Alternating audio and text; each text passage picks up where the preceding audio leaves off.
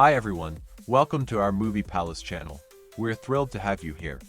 Whether you're a returning subscriber or a new visitor, you're in the right place for engaging content, exciting stories, and so much more. Before we dive into today's video, don't forget to hit that subscribe button and turn on notifications so you never miss an update. We love hearing from you, so be sure to leave a comment and let us know what you think. Now, sit back, relax, and let's get started. Jack regaining consciousness in a dense jungle, disoriented and injured. As he stumbles onto a chaotic beach, he realizes that the plane he boarded from Sydney to Los Angeles has crashed, leaving wreckage and terrified survivors in its wake. Without hesitation, Jack rushes to help the injured, including Claire, who is 8 months pregnant. He also saves her and Hurley from a falling plane vane, instructing Hurley to stay with Claire for safety. Meanwhile, Michael tries to comfort his young son, Walt, who is in shock. Jin firmly instructs his wife, Sun, to stay close to him for protection. Amidst the turmoil, Jack tends to his own wounds and enlists the help of Kate to stitch a deep cut on his side. Initially hesitant, Kate eventually assists him despite her nervousness. As Jack examines an injured man, Kate inquires if he will survive. When asked if she knows him, she only partially reveals the truth: he was sitting next to her on the plane. In reality, he was the officer transporting her in handcuffs. Kate recounts the terrifying moments of the crash, describing how the plane's tail section broke off and fell elsewhere. Jack realizes that only the middle section landed on the beach, suggesting other survivors might be scattered across the island. Determined to find a way to call for help, Jack insists they locate the cockpit to retrieve the transceiver. That night, the survivors hear eerie sounds and movements coming from deep within the jungle, filling them with unease. The next morning, Jack, Kate, and Charlie venture into the jungle to find the plane's cockpit.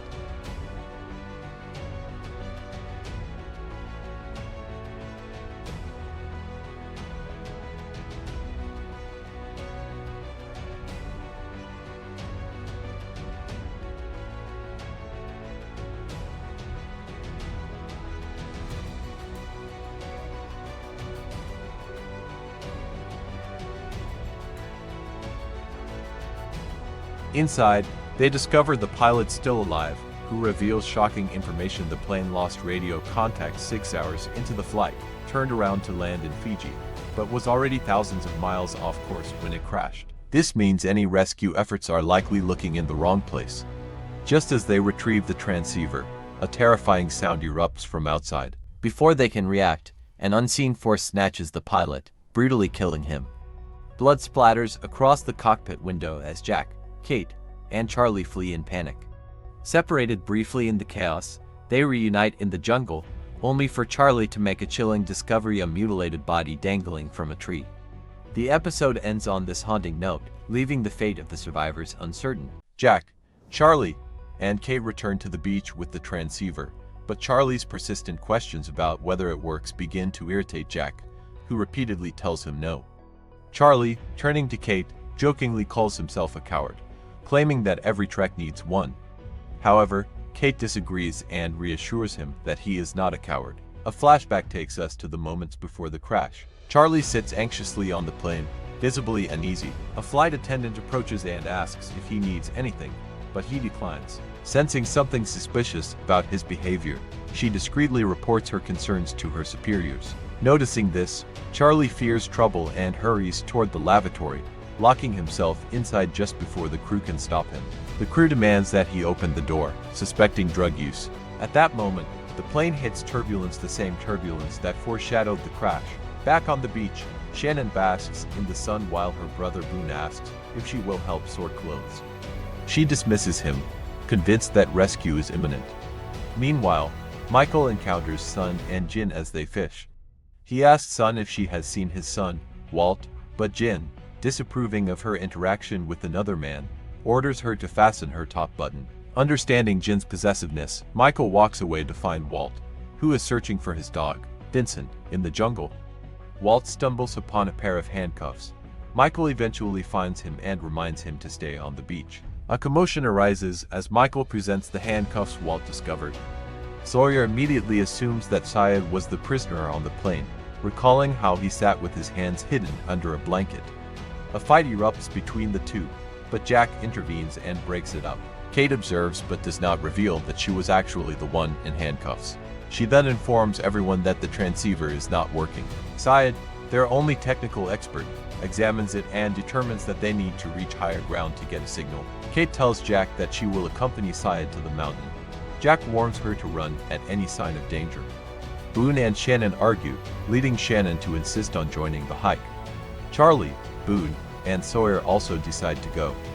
As they ascend, Sawyer and Sayid argue over testing the radio, but a sudden noise interrupts them. Panic sets in, and they flee except for Sawyer, who fires his gun at an approaching threat. The fallen creature turns out to be a polar bear, shocking everyone. Suspicious of Sawyer's weapon, Kate demands to know its origin. Sawyer reveals he found it on a body along with a U.S. Marshal badge, reigniting suspicions between him and Sayid. Kate seizes the gun and dismantles it to prevent further conflict. Another flashback shows Kate aboard the plane.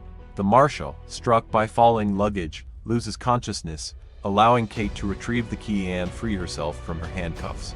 She looks back just as the tail section of the plane breaks apart, recalling the moment she described to Jack earlier. On the beach, the U.S. Marshal regains consciousness as Jack tends to his wounds. In a moment of urgency, he grabs Jack's collar and asks about Kate, warning him not to trust her. As Jack searches the Marshal's jacket, he discovers a mugshot revealing Kate as a criminal. Meanwhile, Sayid and the group reach the mountain peak and activate the transceiver. At first, they hear only static, but soon, a French woman's voice emerges, repeating a distress message for the past 16 years. The message reveals that her companions were killed and that she is the sole survivor.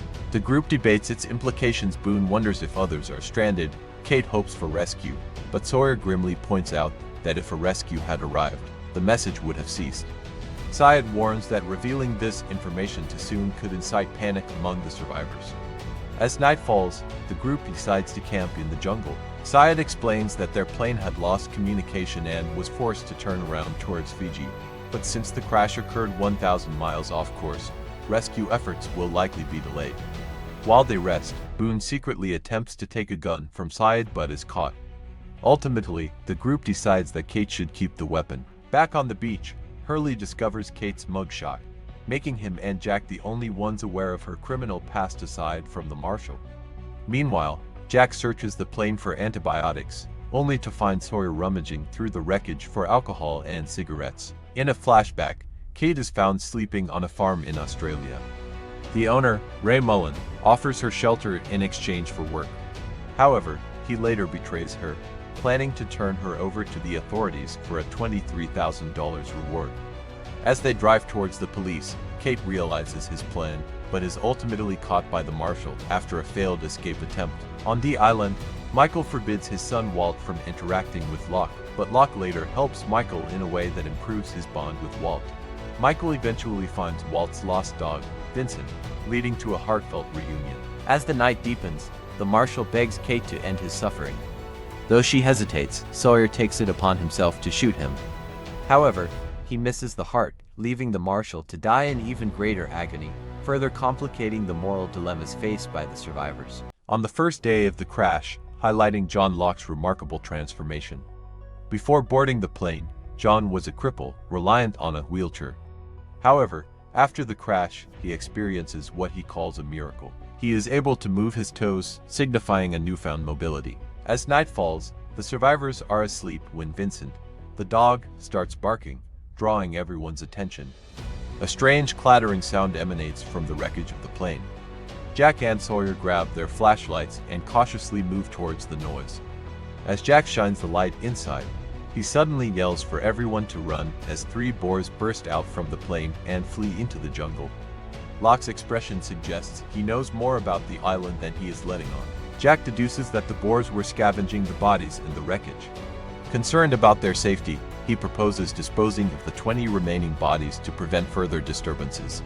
Sayid suggests burying them, but Jack argues that the boars would simply dig them up.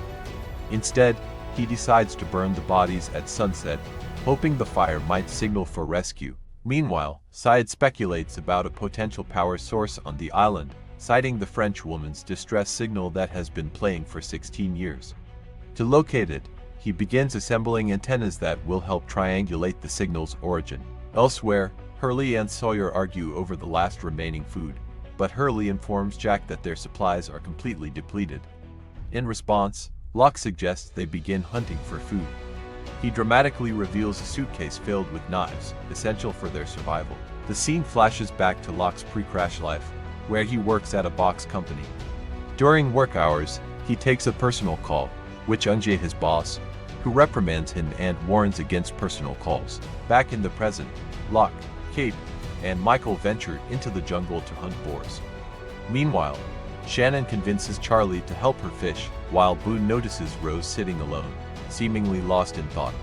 Concerned about her husband's fate, Boone urges Jack to comfort her, but she remains reserved. In the jungle, a boar attacks the hunting group, injuring Michael. As Locke lies on his back, he recalls past frustrations at work, particularly his resentment toward being told what he can't do. Determined, he instructs Kate to take Michael back to the beach while he continues the hunt alone, demonstrating his deep belief in destiny. On the beach, Claire hands Sayid an envelope containing a photograph of his lost love, further deepening the mysteries of the survivors' pasts and connections. Kate climbs a tree to install the transceiver and boost its signal. However, she accidentally drops it when she sees movement behind the weeds, causing it to break upon impact. Unable to repair it, they return to the beach.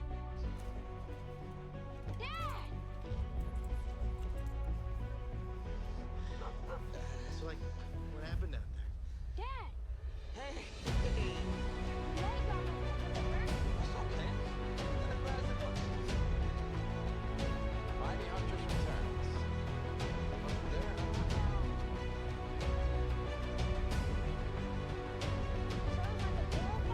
Boone accuses Shannon of using Charlie for food, leaving Charlie feeling humiliated as he realizes Shannon might have been manipulating him. Meanwhile, Rose and Jack discuss the upcoming fuselage burning and memorial service for those who perished in the crash. Jack gently suggests that Rose accept the possibility that her husband, who was in the tail section, may have died. However, Rose refuses, arguing that the people in the back might feel the same way about the survivors on the beach. Jack contemplates this when he suddenly hallucinates his deceased father standing beneath a tree. Kate recounts her experience in the jungle, explaining that she saw a terrifying movement in the weeds, seemingly in John Locke's direction. She assumes that the thing must have taken Locke and tells Jack that they had no time to save him. However, Jack experiences another hallucination of his father and rushes toward it, only to find Locke returning with food from his hunt. That night, Claire leads a memorial service on the beach, where the survivors say a few words about the deceased despite knowing little about them. In a flashback, John Locke books a seat on a bus for a walkabout tour, but the insurance officer cancels his reservation at the last minute due to his physical disability. Locke insists he is capable of participating despite being crippled, but the officer refuses, stating that he fabricated his identity to secure the booking. Devastated and furious, Locke protests, shouting that it is his destiny to go on the walkabout. The scene flashes forward to the immediate aftermath of the crash, where Locke miraculously regains the use of his legs. Convinced that destiny has brought him to the island, he now believes he can finally fulfill his dream of completing a walkabout.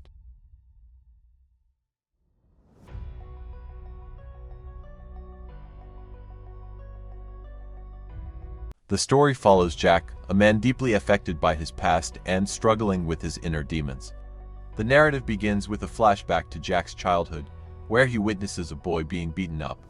Despite being threatened to stay out of it, Jack intervenes but gets punched in the face. This moment highlights Jack's innate nature to help those in need, a trait that continues to define him as an adult. In the present, Jack is haunted by his failure to save a drowning woman. He confides in Kate, expressing his guilt over the decision he made. During their conversation, Jack asks Kate if she saw a man standing in the water, whom he believes to be his father. Kate, however, dismisses it as a hallucination caused by Jack's lack of sleep. Meanwhile, Sun and Jin remain isolated from the rest of the group. Sun tries to convince Jin to integrate with the others, especially in these desperate times, but Jin remains adamant about staying distant. On the other hand, Hurley and Charlie approach Jack regarding an imminent water shortage, hoping he will take charge. However, Jack, overwhelmed by his emotions and self-doubt, refuses to act. Another flashback to Jack's childhood continues the earlier scene. After learning about Jack's attempt to help, his father advises him against trying to save everyone. He shares a story about losing a child patient, explaining that such incidents should not emotionally affect a doctor. He urges Jack to be detached rather than allowing emotions to dictate his actions. As Jack recalls this lesson, Boone confronts him about his choice to save him over the drowning woman. Boone suggests that he could have survived on his own and indirectly blames Jack for the woman's death.